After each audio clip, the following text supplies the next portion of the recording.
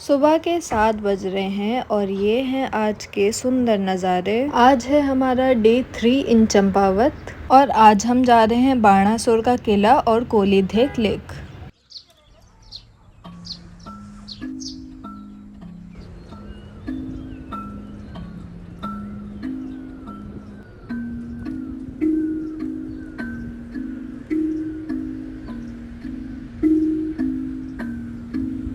आज ब्रेकफास्ट में लगे हैं पराठे और आलू की सब्जी। खाने का एकदम घर वाला टेस्ट आता है, मसाले एकदम सिंपल है। बहुत अच्छा लगा मुझे यहाँ का खाना। तो अब 11 बज रहे हैं, मैं और मेरी टीम रेडी हो चुकी है और अब हम दोनों डेस्टिनेशन कवर करेंगे। सबसे पहले हम जाएंगे बाणासुर का किला और फिर जाएंगे कोलीधेक लेक। तो ये है बाणासुर का किला जहाँ पे श्री कृष्ण ने बाणासुर का वध किया था। तो अब हम इसकी जर्नी स्टार्ट करेंगे। बाणासुर महाभारत काल का एक असुर था जो राजा बलि का पुत्र था। जैसे लोहा घाट उत्तराखंड में बाणासुर का किला स्थित है, वैसे ही राजस्थान के भरतपुर जिले के बायना शहर को भी बाणासुर की प्राचीन नगरी माना जाता है। यह किला राजा बलि के 1000 भुजाओं वाले पुत्र बाणासुर की स्मृति में बनाया गया था, जिसका वध श्री कृष्ण ने किया था। बाणासुर ने भगवान शिव की कठोर तपस्या करके 1000 भुजाओं का वरदान पाया और वरदान प्राप्त करने के बाद बाणासुर ने अपनी शक्तियों का दुरुपयोग कर स्वर्ग और पृथ्वी दोनों जगह तबाही मचा दी। एक दिन अहंकारी बाणासुर ने भगवान शिव को चुनौती दी कि वो उस व्यक्ति का नाम बताएं जो बाणासुर को टक्कर दे सके। भगवान शिव ने बाणासुर को एक ध्वज दिया और बोला, जिस दिन ये ध्वज टूटेगा उस दिन तुम्हारा प्रतिद्वंदी आएगा। हमें जाना है इस पहाड़ी के टॉप पे। यहीं पे बाणासुर का किला है। बहुत सुंदर है ना, क्या बताऊं। सारा दिख रहा है गोल गोल, बहुत ही सुंदर, बहुत बढ़िया व्यू बहुत सुंदर है। लेकिन जाने के लिए जल्दीबाजी मत करना ना जाने में।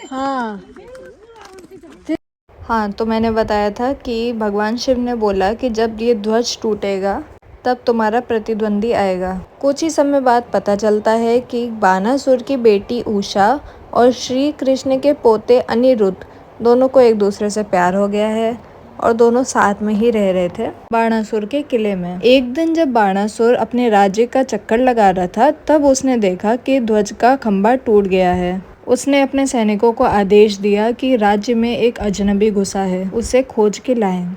बाणासुर को अनिरुद्ध और उषा के बारे में सच्चाई पता चली और बाणासुर ने उषा के महल पर धावा बोल दिया। इसके बाद बाणासुर और अनिरुद्ध के बीच में भयंकर लड़ाई हुई और बाणासुर ने अनिरुद्ध को कैद कर लिया। जैसे ही ये बात श्री कृष्ण को पता चली, वह बाणासुर से युद्ध करने आए और उसका वध कर उसको निर्वाण प्राप्त कराया और फिर उषा और अनिरुद्ध का विवाह संपन्न हुआ। यही थी बाणासुर किले की कहानी। कहानी तो खत्म हो गई, लेकिन अभी हम आधा भी नहीं पहुंच पाए हैं।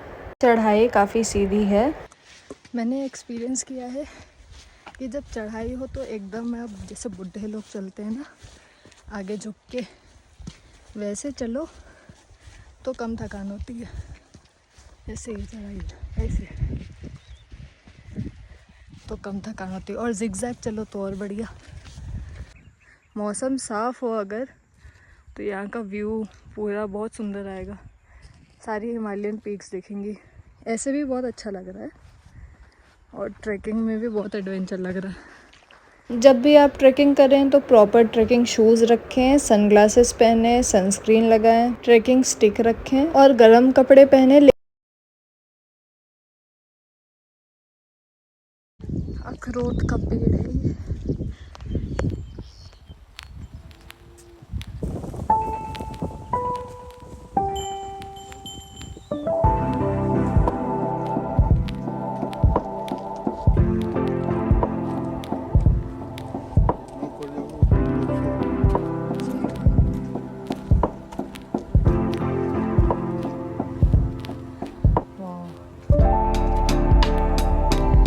ये हम पहुंच गए हैं बाणासुर के किले में। अच्छा व्यू पॉइंट है ये, महाभारत काल के समय से। 360 डिग्री व्यू।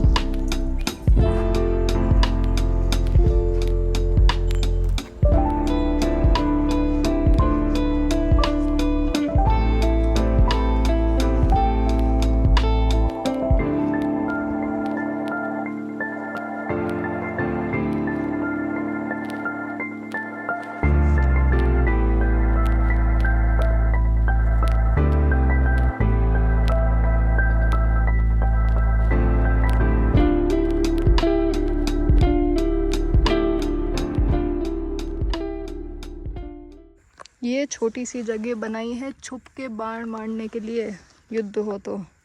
यहाँ पर एक वॉच टावर बना है जिससे आपको सारी हिमालयन पीक दिखती हैं और इस जगह का एरियल व्यू दिखता है, जो कि आप देख सकते हैं।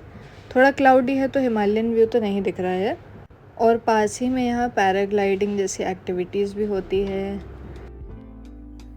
अब हम चलेंगे अपने दूसरे डेस्टिनेशन की ओर।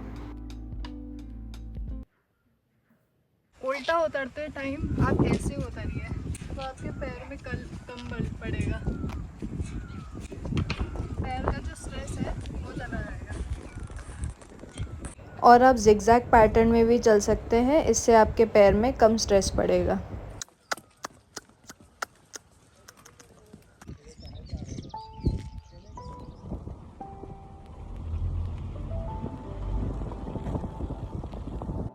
अब हम चंपावत ज़िले के लोहाघाट स्थान पर एक और बढ़िया से स्पॉट पर आए हैं जिसका नाम है कोलीदेग लेक। ये झील एक आर्टिफिशियल झील है और इसकी दूरी गाड़ी से बानासुर किले से लेके कोलीदेग झील तक 5.5 किलोमीटर की है। इस झील का नाम कोलीदेग इसलिए है क्योंकि इसका आकार ढेकी जैसा है। कुमाऊनी भाषा में इसका मतलब होता है धान कूटने वाली लकड़ी की ओखली। इस झील में बोटिंग करने के चार्जेस हैं 200 से 400 रुपये और आपको खुद पैडल चलाना होता है। ये था हमारा डे 3 इन चंपावत। मिलते हैं नेक्स्ट व्लॉग में। जय भोलेनाथ।